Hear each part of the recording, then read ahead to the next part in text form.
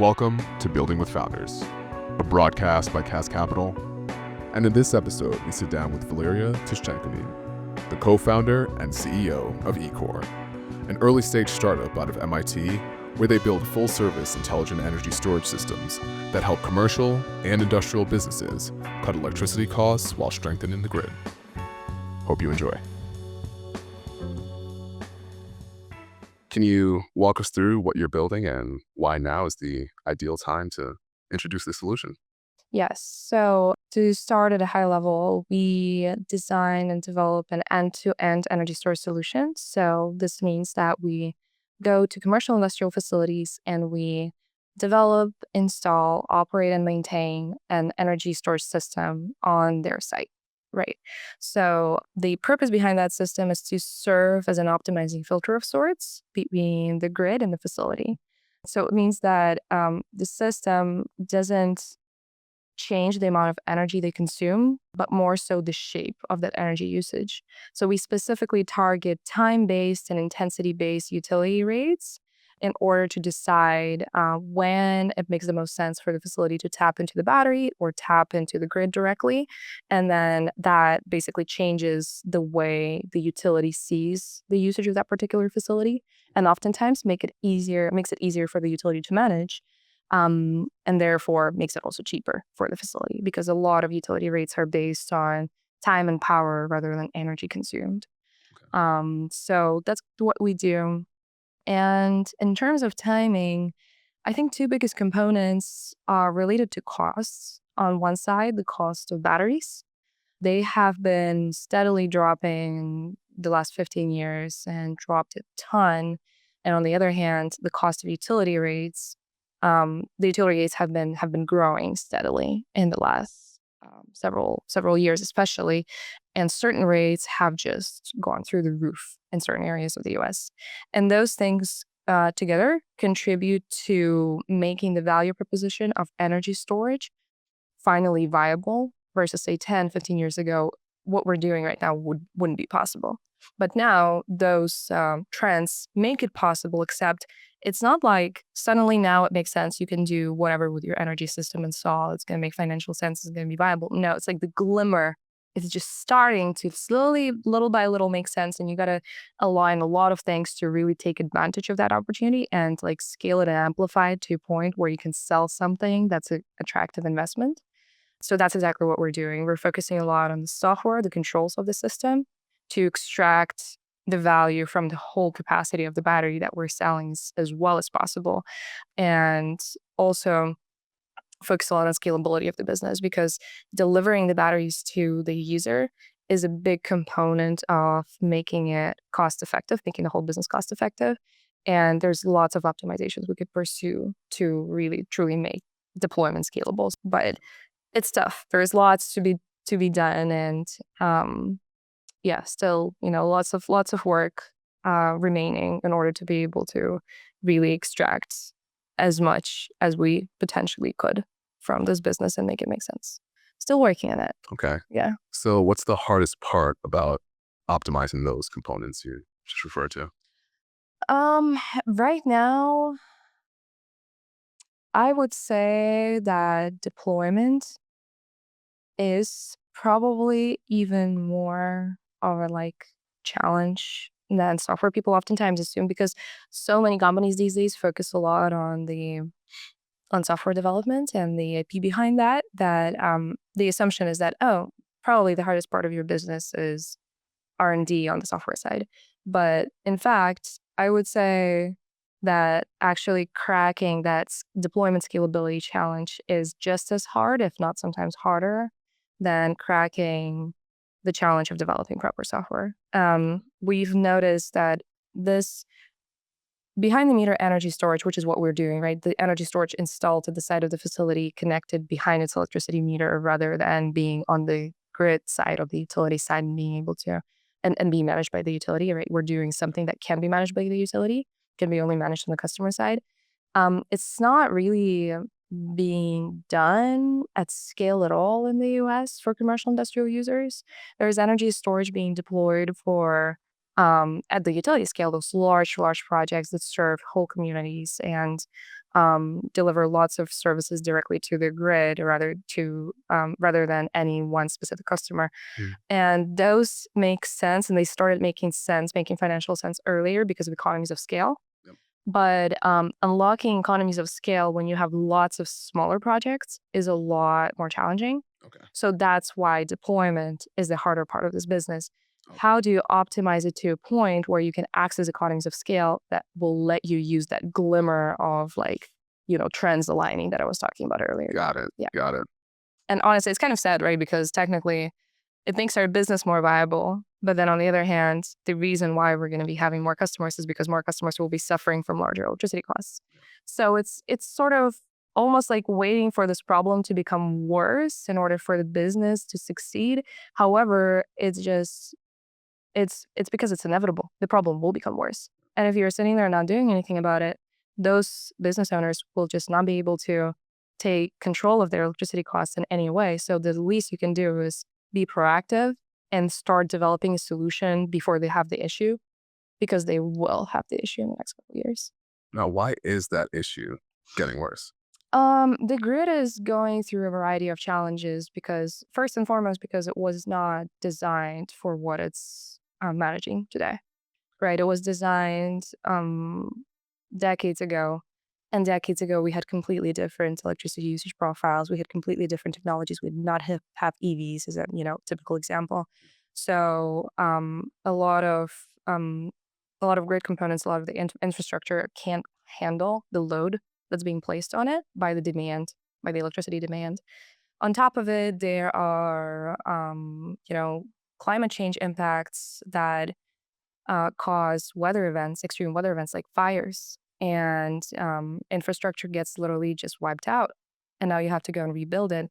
And the best way for utilities to be rebuilding and upgrading infrastructure is funding it through their customers. They go and offload the costs of the issue to their customers because that's their best way of doing it. Yep. And it means that the utility rates are growing because your bill is covering, that plant shutting down, or that line getting burned, or that substation getting congested, getting overloaded. So that's why it's inevitable that the electricity demand will keep growing. That's what we want, except it's just the grid is not quite ready for it. So for a while, because we're overshooting in terms of that demand, and the grid is not keeping up, we're going to have to overpay for it. Gotcha. And one day, hopefully, it will even out where things will become a little bit more stable. But I think we're like a couple decades away from that point. Okay. So you mentioned in your pitch that you come from a family of entrepreneurs in Ukraine. So why is this mission so personal for you, and how does it tie back to your own experiences? My mom was a business owner and a business manager in Ukraine. The business focused on repairing large electrical power equipment, right? So things like generators, huge ones, industrial sized generators and stuff. It was founded by her father in 1988. So it was very much like a whole family pursuit, right? A lot of her relatives worked at one point or another. And my mom was the one who took over the business once my granddad retired. And this wasn't a job for her. It was her life. She would come home after, a long work day, and she would continue thinking about it, working on it, talking about it with her family. So I got to see, and mind you, I would also come to her job a lot, right? And so I was kind of, in some ways, I was growing up among those like concrete walls, looking at those huge engines and whatnot. And how was that for a young Valeriia?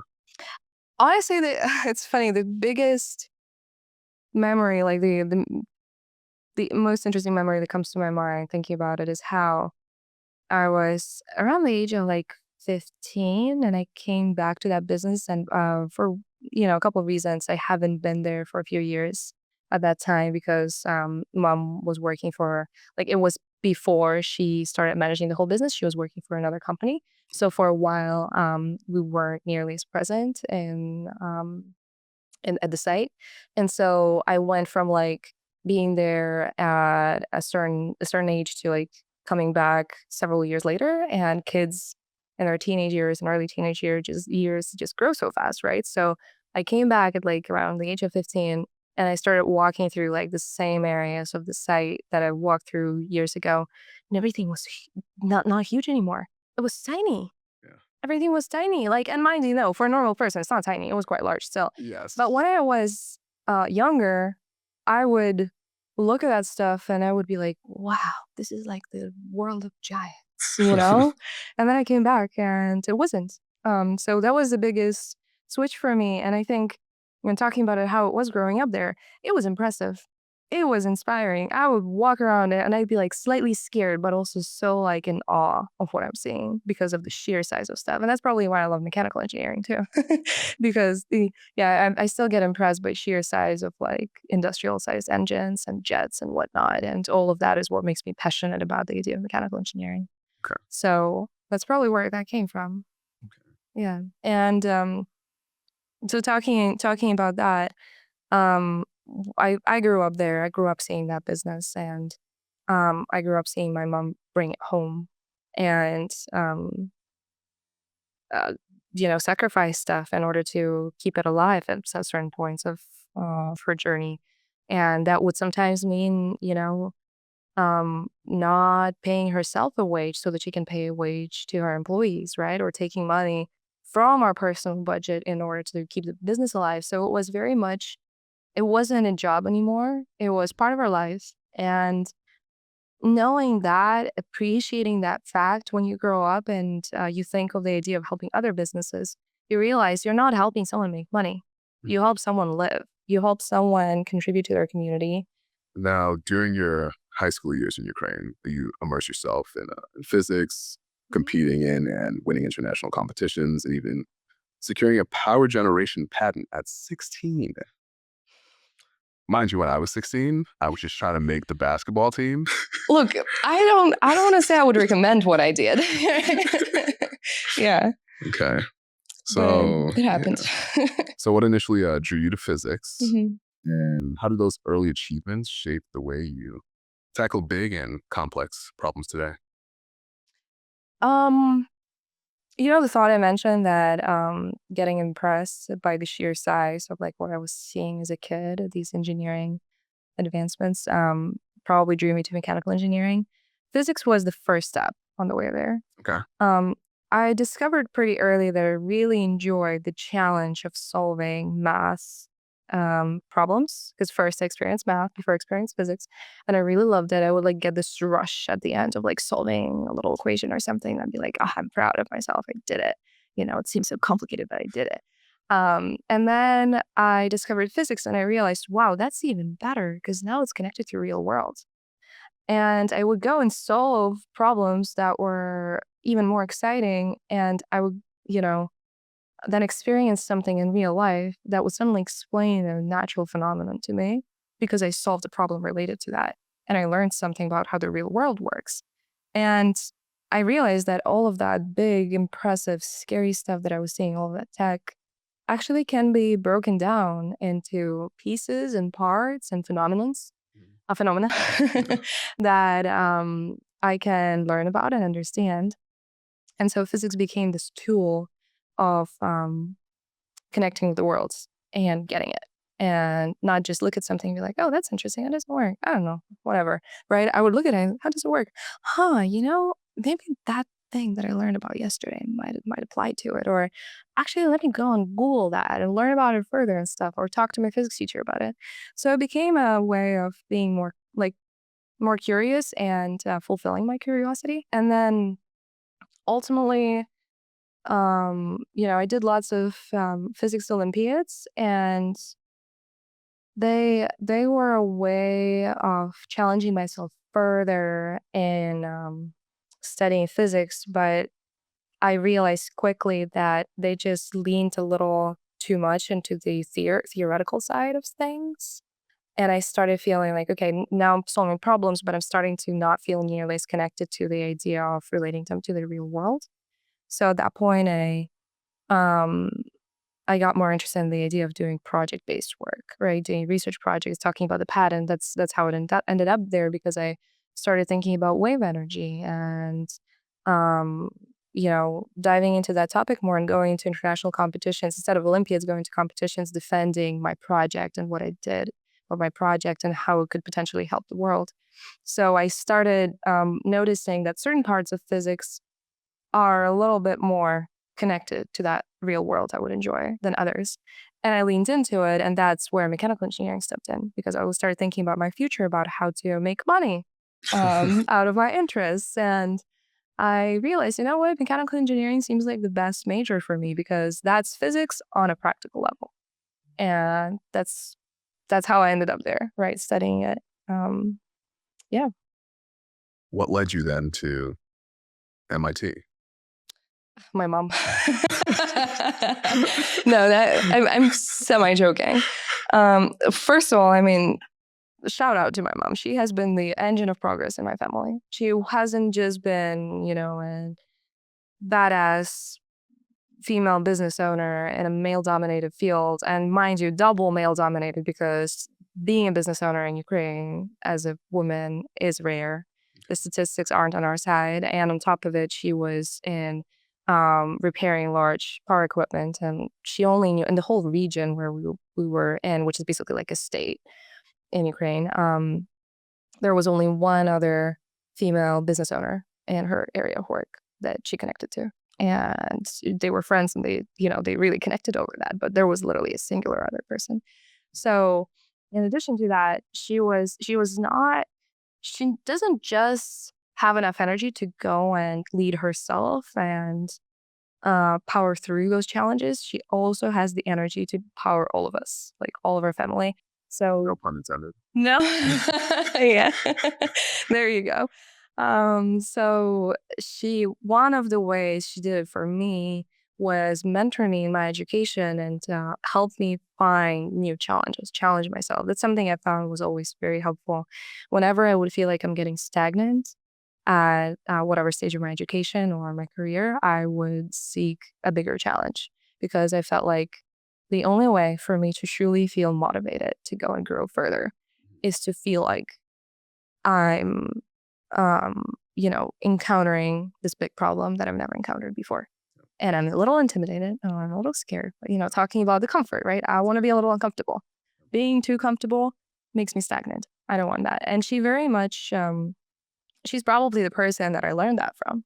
So talking about MIT specifically, before I applied, I already started another university in Ukraine, which was an awesome university. Kyiv Polytechnic Institute was like at the time, my dream university within Ukraine. I considered other universities outside of Ukraine, but if I wanted to stay, that was the place to be for me, especially for practical physics, right? Okay.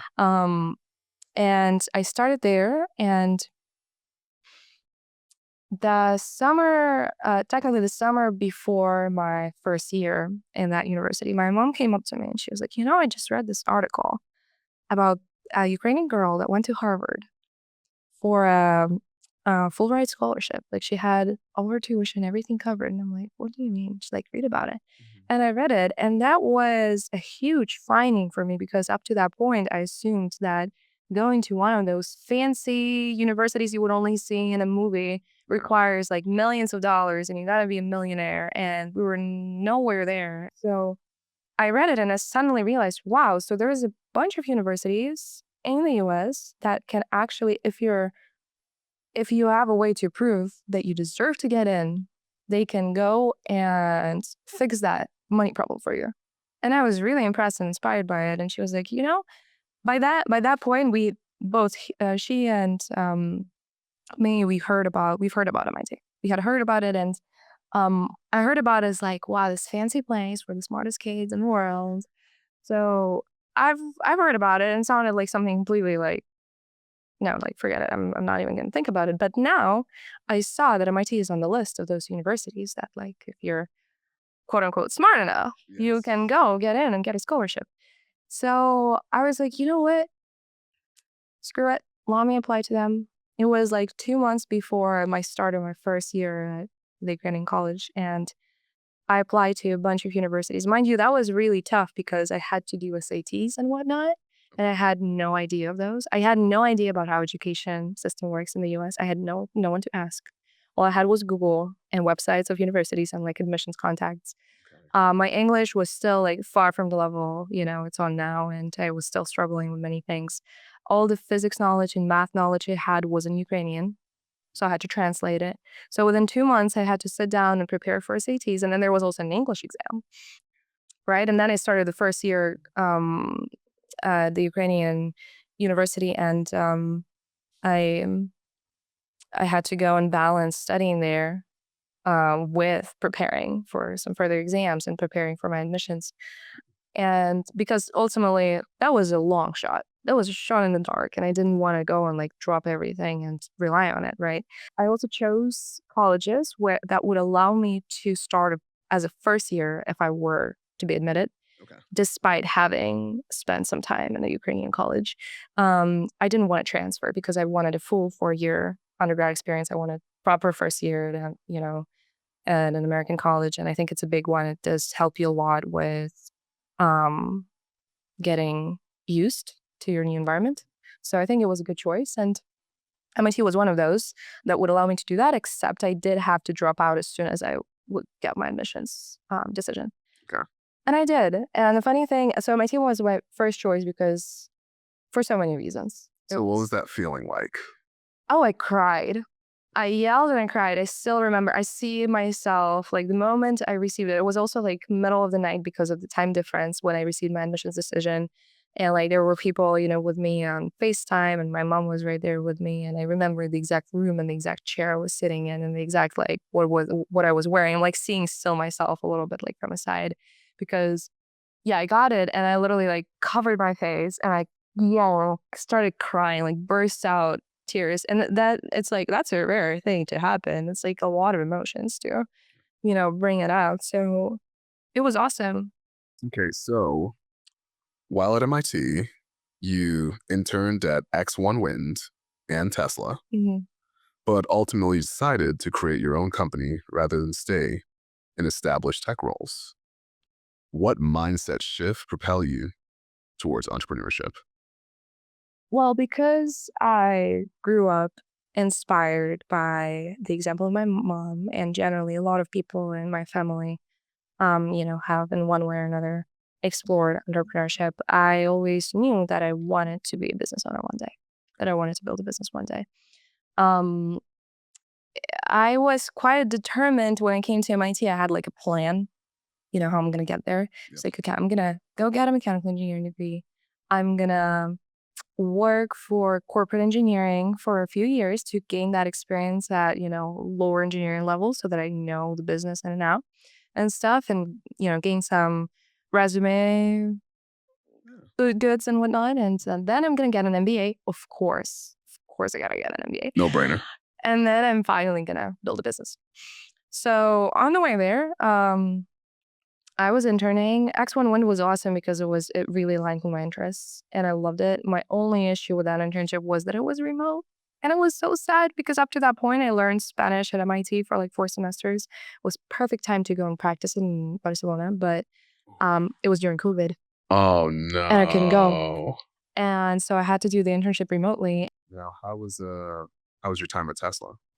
Now that one that one was interesting. So Tesla was my next logical step on the way to that, in that timeline and that plan. Yeah. And that was my dream company at the time because I was really into automotive. I was really excited by vehicles. I did lots of work at MIT Motorsports, which is a club at MIT that builds electric race cars from scratch and races them. Okay. And I was a driver there, mechanical engineer, and captain of the team, like business lead. So lots of different experiences there. And awesome, awesome. Oh, so you were racing cars. Well, honestly, I didn't get to race it because at the time I was the driver, we're doing it during basically immediately post COVID. Oh. So the competition like fell through and whatnot. But I did get to drive it and like I know this feel the acceleration. This isn't like a No, in the seat. Yes. in the seat. In the Okay. seat. And it accelerates faster than Tesla. And it's like really light, really small, super fast. Like first time you accelerate on that vehicle, your heart drops. Like, what happened? So it was super cool. I didn't get to experience a part of it. I wish I experienced more in terms of driving, but um, all the other experiences, man, that was like one of the best parts in terms of my MIT learning, engineering learning. It was so practical, so hands-on. We bonded so much with the team there, through like sleepless nights of trying to build and like, just scramble to finish the car when we were on timeline and stuff. And we welded the frame, like me and my co-founder Jorge. We welded the frame together. He taught me how to weld, and gotta give him credit there for sure. And I mean, he's also my husband now, so that's another part of the credit. But lots of awesome stuff. So that further encouraged my passion for automotive. And I was still very much passionate about energy, and Tesla was the perfect combo both. Yeah. So I was really dreaming to get there. And I got there and didn't quite enjoy it as much as I hoped. And that's where I realized I don't want to be in corporate engineering anymore, because some companies, so the issue with working in large corporate environments sometimes is it's very easy to start feeling like a tiny little nut in the system. Cog in the wheel. Yeah. And I felt that way. I felt miserable every day working 40-hour job. And it was my first in-person full-time job. Mind you, I met lots of cool people. And there were so many talented engineers there. And that part I really, truly enjoyed. But the way my brain worked is I started introspecting. I started asking, like, why am I feeling this shitty, forgive my French. Like, how come this was my dream company? Like, why am I feeling miserable every day and dreading every day? And I started thinking that it's my first full-time in-person job, so probably I can't work. I'm just not ready to work. I'm lazy or something. 40 hours is tough, and I'm probably just not made for it. And man, how am I gonna live with that? I'm like, wow, something's really deeply wrong with me. And so I sat there. And that was also mid 2022, which was like less than half a year after the war started. I was not in a great mental space. So it was super tough. And it was also, again, still, first time working 40 hours a week in person, you do start experiencing that, okay, yeah, you have 8 hours a day or like 8.5 hours a day, whatever you're doing. You have commute, you come back home, you're super freaking tired. Now you need to make yourself food and do your laundry and whatnot. And then suddenly everything turns into this like grind wheel. And Mr. Real. yeah. Yeah. And your life is like, you're going from being in charge of your schedule at a college and doing fun stuff all around, constantly switching from class to class, from project to project, to having this constant, very routine schedule. And your weekend like flies by. So if those 8 hours don't feel like your life and feel like that job where you're making money for someone else, you're going to be miserable. Basically, it all led to me realizing that I can go and can be looking for the schedule that fits me and for the environment and culture that fits me, or I can try and build it myself. And I realized skip all the steps, go directly to that build a business last part of the journey, and try doing it now, because maybe it's going to work for you much better. And you know what? Yes, I realized I can work. I'm working 80 hours a week sometimes, and I'm happy every day. And I'm very happy with my work. So it's not about how much you work or where you work. It's about what you're working on and how connected you feel to it.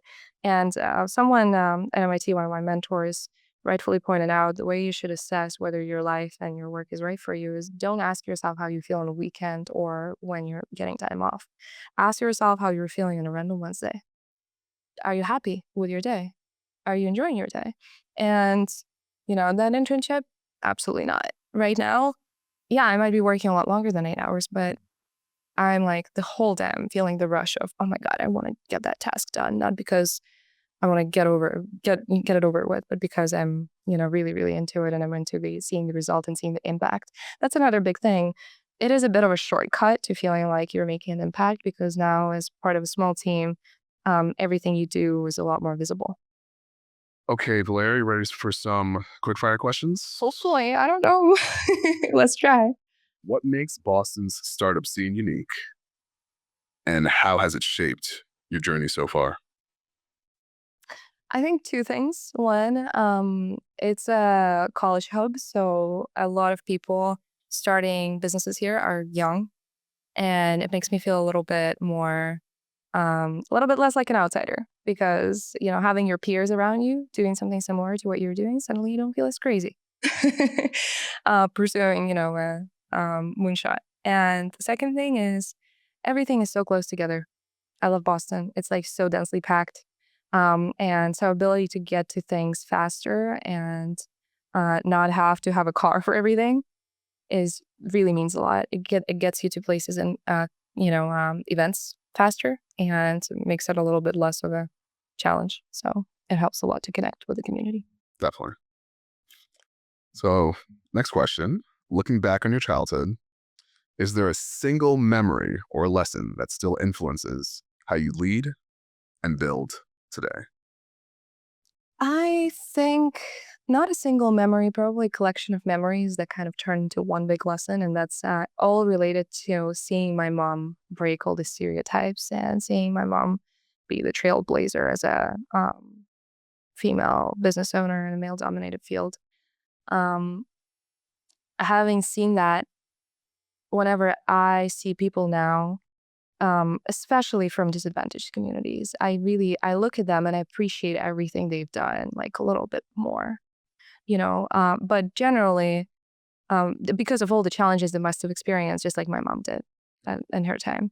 And it gives me this immense appreciation of people, but it's extended like beyond any sort of identity. I'm in general now, I think I have this ability to look at people and see something beyond their resume. I always started wondering, wow, how much do I not know about their story?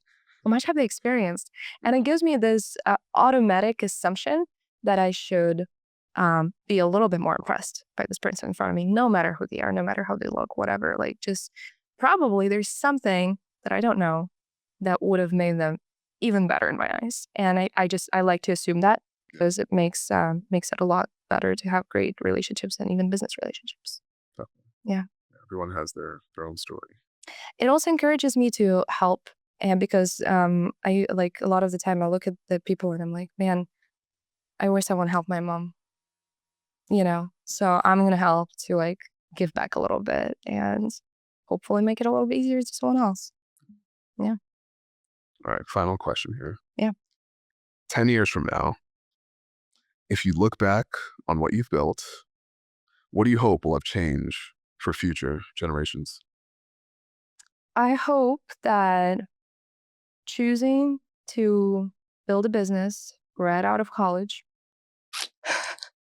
I hope that choosing to build a business right out of college is going to be less of a weird choice.